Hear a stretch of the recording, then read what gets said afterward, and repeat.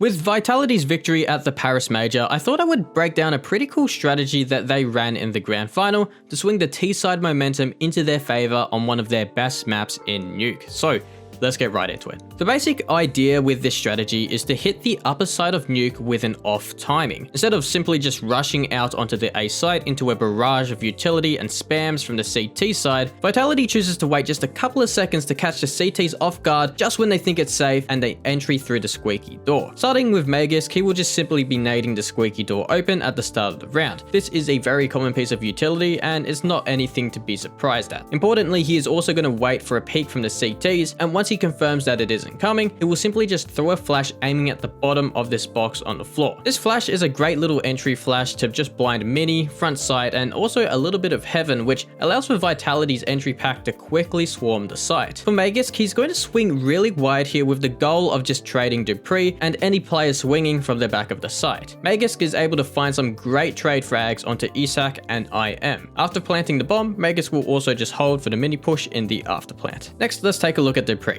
Dupree doesn't really have to throw any utility in this round, and this is mainly due to him being the main entry player for Vitality. Early on, he will just simply cover Magisk standing on top of this box in Squeaky. Afterwards, he will also entry onto the site when they're ready to go. And keep in mind the way that Dupree does this. After clearing the front of the site initially, he will immediately turn his back to cover the run-through Mini. It's very common for a CT to run through this smoke to try and catch a frag on an off timing. He does this because he knows that Magisk is also just covering him from behind in case somebody was to swing from the back of the site. So even though Dupree does die in this round, he does a great job of taking space and he does his role perfectly fine here. Spinx is going to be using a significant amount of utility and acts as a late round / supporting player for this strategy. Early on, he will just throw a Molotov into Mini, and this helps to just prevent a CT from swinging early, and it gives Vitality the space as well they need to execute onto the site. Once Vitality is ready, Spinx will hug the wall in front of him and aim at this spot on the wall while throwing his smoke. This will land on the Molotov, perfectly blocking vision from Mini. He will also follow this up by just running and throwing a flash into Mini. Afterwards, he will follow his teammates out of the door, and his main role here will be to cover Heaven. This is why he tucks into the vent. He is able to find a frag onto A-core, and he will also lock in the final kill at the end of the round here to secure the round for Vitality. Now let's take a look at Apex. He uses a really interesting smoke here, which is basically the key piece of utility in their strategy and what enables it to work in a really interesting way. For the smoke, he just stands in front of this wall outside of hut and then right clicks a smoke aiming at this spot on the wall. This smoke is going to put out the default Molotov that the CTs use at door, but what makes this smoke really cool is that it doesn't actually block the vision from your teammates when they entry out of the door. After throwing this smoke, Apex will group up with his teammates in Squeaky and will focus on covering Mini, even though he does die to an IM swinging out of the smoke. Finally, we have Zywoo, who is the team's AWPer and will be primarily focused on just throwing utility for his team. He starts by throwing a top hut Molotov. To throw this Molotov, you just need to aim around the middle of the top window here, so around the center of this, and then just aim at the height of the bolts of the wall. Afterwards, you just need to running jump throw the Molotov. Once you get a feel for it and practice it enough times, you will be able to land this very consistently. After throwing the Molotov, Zywoo will also throw two flashes which land behind the silo to blind any players playing from backside or from Heaven. To throw these flashes, you just need to get stuck in this unit and aim at this spot right here. Then you will just need to running jump throw the flash. You can also follow up with a second flash by simply backing up and running jump throw again. After throwing the flashes, Zywoo will simply hold the lobby flank for his team, where he finds a great kill onto Kios, who is flanking from ramp using this off angle in lobby. So that's the strategy and the video. If you enjoyed it, leave a like and subscribe for more content like this. Peace out.